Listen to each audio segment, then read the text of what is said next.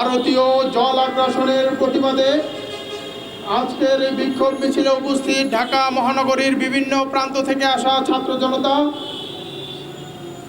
আজকের এই বিক্ষোভ মিছিলে উপস্থিত আছেন ইসলামী ছাত্র আন্দোলন বাংলাদেশের মোহতারাম কেন্দ্রীয় সহ সভাপতি ইউসুফ আহমেদ মানসুর সহ সবাইকে জানাই সংগ্রামী শুভেচ্ছা অভিনন্দন। সংগ্রামী সাথী ও বন্ধুগণ, রক্ত স্রোতে যারা বিজয় এনেছে তাদেরকে জলের ভয় দেখিয়ে কোনো লাভ নাই। সাথী ও বন্ধুগণ, এই বন্যা পানির বন্যা নয়, এই বন্যা হলো জলের বন্যা। সংগ্রামী সাথী ও বন্ধুগণ, আমরা দেখতে পেয়েছি যে যখন 5ই আগস্টে এদেশের ছাত্র জনতার গণ অভ্যুত্থানের মাধ্যমে ভারতীয় সেবাদাস খুনি হাসিনার পতন হয়েছে, তারপর থেকেই ভারতীয় মিডিয়াগুলো সোশ্যাল মিডিয়ায় মোদির উগ্র দালালেরা কিভাবে প্রোপাগান্ডা ছড়িয়েছে, আমাদের দেশের মানুষকে বিভ্রান্ত করার জন্য তারা মিডিয়াকে ব্যবহার করেছে।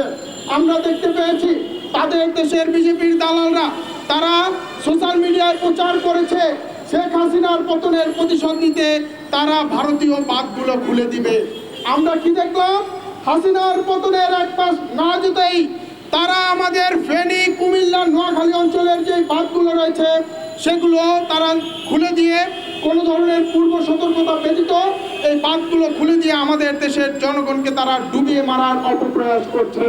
সাথী ও বন্ধুগণ, বাংলাদেশের কোনো সুনাগরিক এই আগ্রাসনকে মেনে নিতে পারে না। আমরা স্পষ্ট ভাষায় বলে দিতে চাই, অনতিবিলম্বে আপনারা এই বাঁধগুলো বন্ধ করে দেন।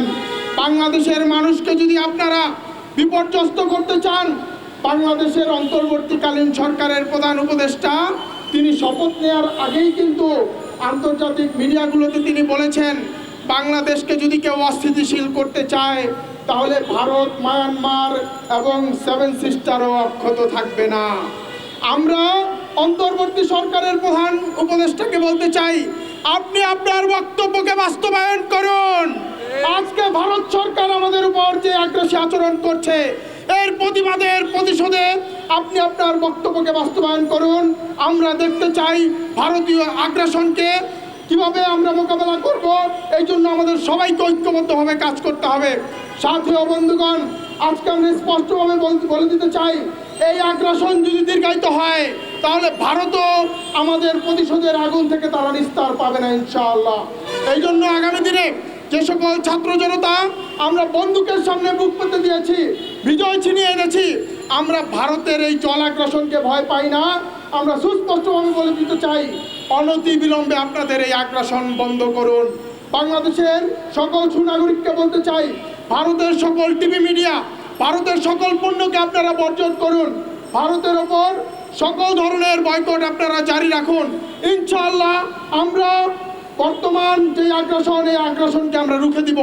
আমরা বর্তমান সরকারকে বলতে চাই, আমাদের শাইখে চরমনায় 2019 সালেই তিনি বলেছেন যে সকল নদী যেগুলো প্রবাহমান নদী ভারতের সাথে সংযুক্ত রয়েছে, আপনারা এই সংযোগস্থলে বাংলাদেশের পক্ষ থেকে আপনারা বাঁধ নির্মাণ করে দেন, তাহলে ভারত এই আগ্রাসী আচরণ করার আর সুযোগ পাবে না। ভারতের সেবাদাস আওয়ামী শাসনামলে এটা বাস্তবায়ন হয়নি, কিন্তু বর্তমান সরকারের কাছে আমরা এটা আহ্বান জানাই, অনতিবিলম্বে আপনি বাঁধ নির্মাণের কাজ শুরু করুন। আপনার যদি কর্মী প্রয়োজন হয়, এই কাজের জন্য লোকবল প্রয়োজন হয়, ইসলামী ছাত্র আন্দোলন বাংলাদেশ এদেশের ছাত্র জনতাকে নিয়ে তারা ফ্রিতে বাঁধ নির্মাণের জন্য কাজ করে দিবে ইনশাআল্লাহ। সাথী ও বন্ধুগণ, আগামী দিনে সকল সংগ্রামে এবং ভারতীয় আগ্রাসনের বিরুদ্ধে সজাগ থাকার আহ্বান জানিয়ে আমি আমার বক্তব্য শেষ করছি। ধন্যবাদ সবাইকে। আল্লাহ হাফেজ।